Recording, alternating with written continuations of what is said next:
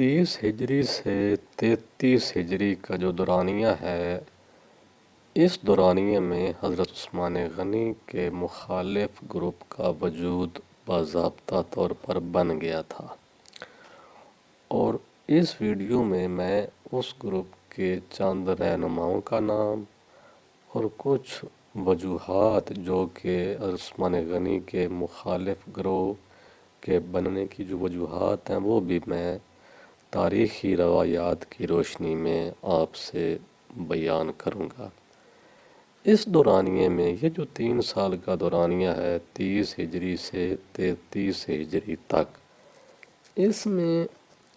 3 جو بندے ہیں، ویسے تو اور بھی مخالفین تھے، لیکن ان میں جو بڑے نام ہیں وہ ان 3 لوگوں کا نام تاریخی روایات میں آتا ہے۔ اس میں ایک کا نام ہے محمد بن حذیفہ، دوسرا محمد بن ابو بکر، اور تیسرا ابن سبا۔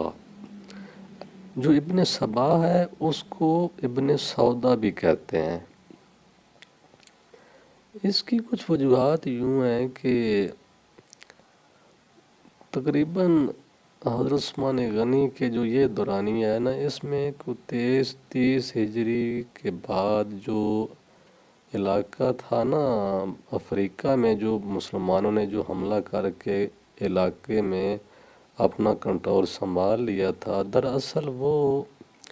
علاقہ پہلے روم کی سلطنت کے ماتحت تھا۔ تو روم کا جو بادشاہ تھا اس کو بڑا غصہ تھا اس بات کا، تو اس نے مسلمانوں کے خلاف بحری جنگ کی شروع کی، اور مسلمانوں کو بھی پتہ چل گیا، تو وہ ایک جنگ ہوئی ہے بحری، جس میں حضرت معاویہ کمانڈ کر رہے تھے، لیکن سرپرستی حضرت معاویہ کی تھی، لیکن بحری اس دستے کی جو سربراہی تھی وہ تھی عبداللہ بن سعد کے ہاتھ میں۔ تو اس جنگ میں یہ دونوں بندے محمد بن ابو بکر اور محمد بن حذیفہ بھی شامل تھے۔ اس میں نماز کی امامت عبداللہ بن سعد ہی کراتے تھے۔ تو وہ نماز کے دوران تکبیر جو تھی وہ محمد بن حذیفہ کرتے، اور اس تکبیر کے دوران کچھ اختلاف ان کا آپس میں ہوا، محمد بن حذیفہ کا اور عبداللہ بن سعد کا۔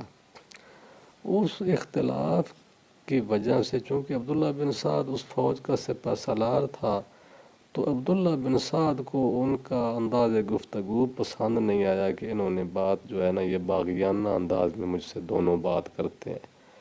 تو واپس جب اس فوج میں مسلمانوں کا نقصان تو جانی ہوا، کافی ہوا، لیکن بہرحال مسلمانوں کو فتح ہو گئی۔ اس جنگ سے جب واپس مسلمان آ رہے تھے تو یہ 2 بندے محمد بن ابو بکر اور محمد بن حذیفہ یہ اس لشکر کے ساتھ مل کے واپس نہیں آئے، تھوڑا سا فاصلے میں رہے، اور اس جنگ کے دوران بھی یہ اس بندے کی سپہ سالاری پر بھی نکتہ چینی کرتے تھے۔ ان کا موقف یہ تھا، جو کہ اس افواج میں جو دوسرے فوجی تھے انہوں نے عبداللہ بن سعد کو بتایا کہ یہ دونوں بندے آپ کی سپہ سالاری سے مطمئن نہیں ہیں۔ اس کی وجہ یہ بتاتے تھے کہ عبداللہ بن سعد تو وہ بندہ ہے جس کے بارے میں رسول کریم نے حکم دیا تھا کہ چونکہ یہ فتح مکہ کے سے پہلے یہ بندہ ایک دفعہ مسلمان ہوا، پھر یہ مرتد ہو گیا تھا، اس وجہ سے حضور نے کا حکم تھا کہ اس کو قتل کر دیا جائے، لیکن یہ عثمان غنی کا رشتہ دار تھا۔ یہ عثمان غنی کے پاس آیا تو انہوں نے پناہ دی، پھر اس نے دوبارہ توبہ کی، دوبارہ کلمہ پڑھا، اور اس طرح یہ دوبارہ اسلام میں داخل ہو گیا۔ تو اس طرح محمد بن ابو بکر اور محمد بن حذیفہ اس پہ ذرا یہ اختلاف رکھتے تھے کہ یہ تو مرتد بندہ ہے، اس کی سپہ سالاری ٹھیک نہیں ہے، اور اس کو سپہ سالار مقرر کرنے کی وجہ سے وہ عثمان غنی کی بھی مخالفت کرتے تھے۔ تو یہ بنیاد بنی ان 2 لوگوں کی۔ تیسرا جو بندہ عبداللہ بن سبا اس دورانیے میں شامل ہوا، اس کا پس منظر کچھ یوں ہے کہ وہ پہلے نصرانی تھا، یعنی عیسائی تھا، پھر اس نے اسلام قبول کیا ظاہری طور پر، اندر سے اس کی نیت جو بھی تھی وہ تو اللہ جانتا ہے، لیکن ظاہری طور پر وہ کلمہ پڑھتا تھا، لیکن کام اس نے جتنے بھی کیے ہیں وہ عثمان غنی کی حکومت کو گرانے میں ان کا بڑا کردار ہے۔ وہ بنی ہاشم کے لوگوں سے ملتا تھا، ان کو کہتا تھا کہ یہ حکومت بنی ہاشم کا حق ہے، یہ عثمان غنی بنی امیہ کے ہیں، لہذا یہ تمہارا حق ہے۔ یہ اس طرح وہ بنی ہاشم کے کچھ لوگوں کو عثمان غنی کے خلاف کرتا تھا۔ وہ کبھی جاتا تھا مصر والوں کے پاس، کیونکہ وہ میں کچھ اور ویڈیو میں بتا چکا ہوں کہ اس سے پہلے کچھ حالات اس طرح کے بن گئے تھے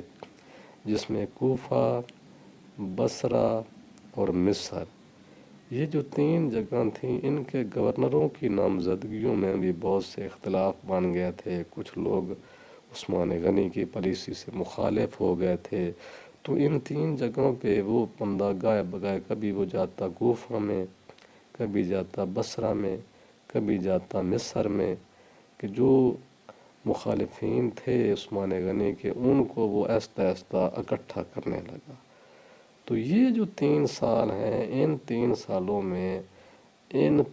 لوگوں کی وجہ سے، ہاں چوتھا بندہ ایک عبد المالک اشتر بھی ہے، یہ 4 بندے جو ہیں نا اس دورانیے میں 30 ہجری سے 33 ہجری تک کھل کے سامنے آ گئے تھے، جو کہ عثمان غنی کی حکومت کے مخالف تھے۔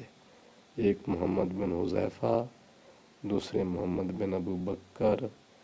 تیسرے وہ جو تھے ابن سبا، اور چوتھے مالک بن اشتر۔ تو مالک بن اشتر بھی وہ جو مخالف تھے عثمان غنی کے، وہ بھی جو کوفہ کی گورنری تھی نا، اس کے کچھ وجہ سے بھی مخالف تھے، اور کچھ اور وجوہات بھی تھیں اس میں۔ وہاں ایک بندے کو قتل کیا گیا، اس میں ولید بن عقبہ کو سزا دی گئی، تو یہ جو گروپ تھا یہ ولید بن عقبہ کی اس سزا دینے کے مخالف مان گیا۔ اس طرح برل یہ جو مالک بن اشتر تھا یہ بھی عثمان غنی کی مخالف گروپ میں شامل ہو گیا۔ تو کوفہ کو جو گورنر تھا سعید بن عاص، ولید بن عقبہ کو جب معزول کیا گیا تو عثمان غنی نے سعید بن عاص کو لگایا، تو سعید بن عاص نے ان کی سرگرمیاں دیکھتے ہوئے ان کو کوفے سے نکال دیا۔ پھر عثمان غنی نے حکم دیا کہ ان کو شام بھیج دو حضرت معاویہ کے پاس، وہاں پھر حضرت معاویہ کے ساتھ بھی یہ لڑ پڑے، پھر حضرت معاویہ نے بھی اس کو نکال دیا۔ لیکن یہ عبد المالک اشتر جو تھے یہ تھوڑے جو اہل ثروت لوگ تھے، مطلب سرمایہ دار طبقہ اس زمانے کا، اس کا شمار ان لوگوں میں ہوتا تھا۔ لیکن بہرحال یہ 4 بندے جو ہیں یہ اس دورانیے میں کھل کے عثمان غنی کے مخالف ہو گئے تھے، اور ان کے ساتھ اور لوگ بھی گروپ کی صورت میں شامل ہو رہے تھے۔ تو یہ تھے 4 بندے۔ اس دوران میں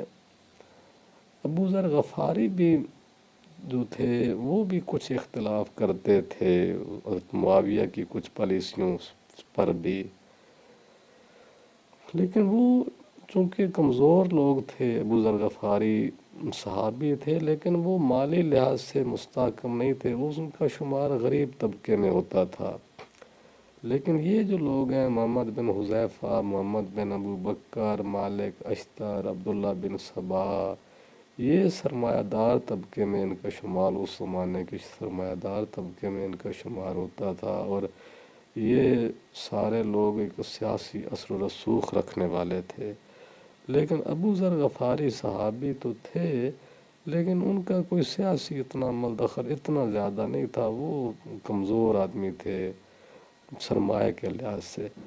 انہوں نے اختلاف کیا معاویہ کی کچھ پالیسیوں سے، وہ شام رہتے تھے تو وہاں سے معاویہ نے ان کو نکال دیا، وہ پھر مدینہ آئے، پھر وہاں مدینہ میں بھی کچھ باتوں سے کوئی اعتراض کرتے تھے، تو اس وجہ سے پھر وہ مدینہ سے باہر